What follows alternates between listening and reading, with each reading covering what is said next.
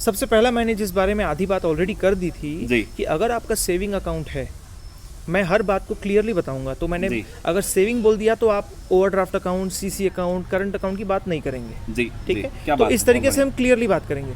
अगर आपका किसी भी बैंक में सेविंग अकाउंट है और आपने उसमें कैश डिपॉजिट किया, यानी कि पेटीएम से आना, चेक से आना, एनईएफटी, आरटीजीएस से आने की हम बात नहीं कर रहे, कैश डिपॉजिट आपने किया बढ़िया। ओके। और उसका साल भर में टोटल कैश डिपॉजिट, हर कैश डिपॉजिट का साल भर में टोटल 10 लाख को अगर क्रॉस करता है तो वो बैंक आपसे पूछे बिना सीधा आपके पैन कार्ड से रिपोर्टिंग कर देगा इनकम टैक्स डिपार्टमेंट को। ओके। और आपको पता भी नहीं चलेगा क्योंकि पैन कार्ड आपका ऑलरेडी अपडेटेड है। और अगर आप एक लिमिट से ऊपर कैश डिपॉजिट करते हो तो बैंक आपसे पैन कार्ड ले ही लेता है, नहीं तो डिपॉजिट करने देगा ही नहीं। बिल्कुल बिल्कुल। तो 10 लाख का सवाल उठेगा ही नहीं। बिल्कुल बिल्कुल। 50,000 के ऊपर ही जैसे अपन डिपॉजिट करना स्टार्ट करते तो हैं, बैंक बैंक वाला हमसे आपसे क्या है, पैन कार्ड ले लेता है, मांग लेते हैं। जी ठीक है। जी। तो और अगर आप 10 लाख की लिमिट भी टच करोगे और बाय चांस आपका पैन कार्ड अपडेटेड नहीं है तो उसके बाद आपका खाता फ्रीज हो जाएगा जब तक आप पैन कार्ड अपडेट नहीं करेंगे। अच्छा। यस। ओके। तो वो ओके। बैंक को भी पता है कि बिना पैन कार्ड के इस खाते को चलने नहीं देना। बिल्कुल बिल्कुल बिल्कुल। सारे रूल्स बने और हुए ये हैं। सारी की सारी जो गाइडलाइंस हैं सर, ये आरबीआई से ही आई हुई हैं क्या? नहीं, ये इनकम टैक्स की है। ओके। इनकम टैक्स के पास अधिकार होता है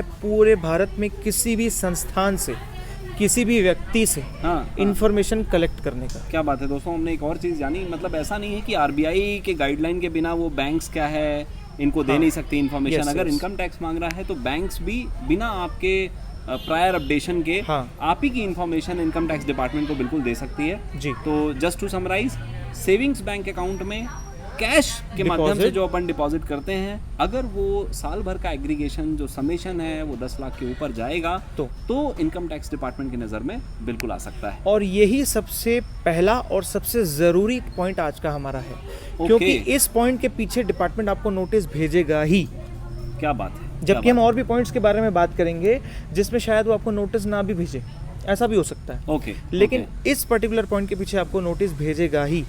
अब आप इस नोटिस से बचने के लिए क्या करें? हाँ। अगर आप कैश डिपॉजिट कर रहे हैं 10 लाख, यानी आपके पास वो पैसे हैं, ज़्यादातर वो आपके खुद के पैसे, बहुत कम ऐसा होता है कि हम दोस्त यार के लिए या किसी और पर्पस के लिए पैसे जमा कैश करते डिपॉजिट हैं। जनरली वो हमारे ही होते हैं। और अगर हम कर भी रहे हैं तो फिर हमको सावधान रहना चाहिए कि दूसरे के लिए अपन अपने बैंक में इतनी बड़ी रकम अगर दिखा रहे हैं तो कल को उसकी जवाबदेही भी जवाबदेही का आपके पास रिकॉर्ड होना चाहिए, प्रॉपर एक्सेप्टेबल रिकॉर्ड, यानी कि वो जवाब, वो जब वो कागज किसी को दिखाओ तो वो माने कि वो कागज है, ऐसा ही नहीं कि घर में लिख के रख लीजिए अपनी नोटबुक में, ऐसा नहीं। बढ़िया। आप सर इसका सॉल्यूशन बता रहे थे। इसका सॉल्यूशन ये है कि अगर आप 10 लाख रुपए डिपॉजिट कर रहे हैं तो आपके पास एक मकसद है डिपॉजिट करने का। आप किसी कहीं से कमा के लाए हैं, आपको अपने, हो सकता है अपने पिताजी से मिला हो सकता है आपको किसी से गिफ्ट मिला हो सकता है आपने अभी भी कोई प्रॉपर्टी सेल की हो, आपने कार सेल की हो, आप कहीं से भी आ सकता है। जी जी जी।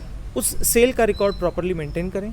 और अगर आपके बिजनेस का पैसा है, वो अगर आपके बिजनेस का पैसा है तो आप तो ये जो सेल का रिकॉर्ड होगा, हाँ सी साहब, ये कहाँ पे हमको मतलब मेंशन करना रहेगा? जैसे अब मान लीजिए जैसे आपको डिपेंड करता है आपने क्या सेल किया। अगर आप कोई शॉप है और मैंने एक हैवी इनवॉइस जनरेट किया, अब मैं सेल कर रहा हूँ तो मतलब फिर ये इनवॉइस की बात आ जाएगी। बस तो वही रिकॉर्ड है सेल का।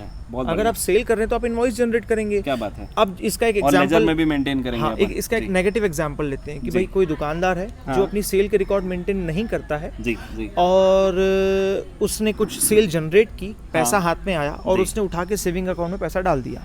अब उसके पास पैसा डालने का कोई रिकॉर्ड नहीं है। ओके। उस 10 लाख को वो कहाँ से लाया वो बता नहीं पाएगा। अगर वो कहेगा भी ना कि ये मेरी सेल है तो वो प्रूव नहीं कर पाएगा क्योंकि उसने इनवॉइस जनरेट नहीं किया। यहाँ पर हम फंस जाते हैं। Okay okay.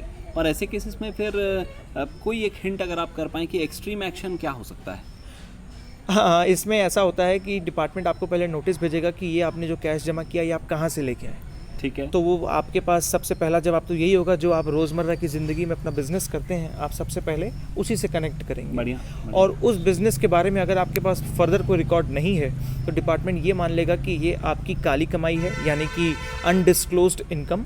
और उसको सीधे maximum marginal rate of interest, rate of tax पे चार्ज करेगा, यानी कि 30% टैक्स प्लस सेस, ऐसा कुछ होता है। फिर उस पर पेनल्टी अलग लगाएगा which is a range of 100 to 300%। यानी कि अगर आपका टैक्स है 100 रुपए तो 100 रुपए की और पेनल्टी भी लग सकती है। मतलब अगर किसी का 12 लाख का अमाउंट था उस पे 30% अगर 4 लाख बना तो वो 4 लाख की और पेनल्टी लगा सकता है। प्लस उसमें इंटरेस्ट भी, क्योंकि हो सकता है डिपार्टमेंट आपको नोटिस भेजे ट्रांजैक्शन के 3 साल बाद।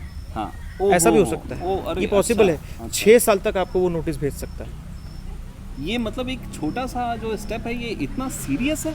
हाँ, अगर उसने मान के चलिए ये डिपार्टमेंट की मर्जी है 5 साल बाद आपको उसने नोटिस भेजा, तो ना सिर्फ वो आपसे 30% टैक्स लेगा, उस 30% का 100% पेनल्टी भी लेगा, यानी कि अगेन 30%, यानी कि 60% टोटल। हाँ। और फिर 4-5 साल का इंटरेस्ट, 4-5 साल का इंटरेस्ट भी आराम से 60% ऑफ द टैक्स बन जाता है। दिस इज वरी, यानी कि अगर आपका 10 लाख का ट्रांजैक्शन है तो पूरे 10 लाख आपसे रफली वसूल लेगा वो। ओके।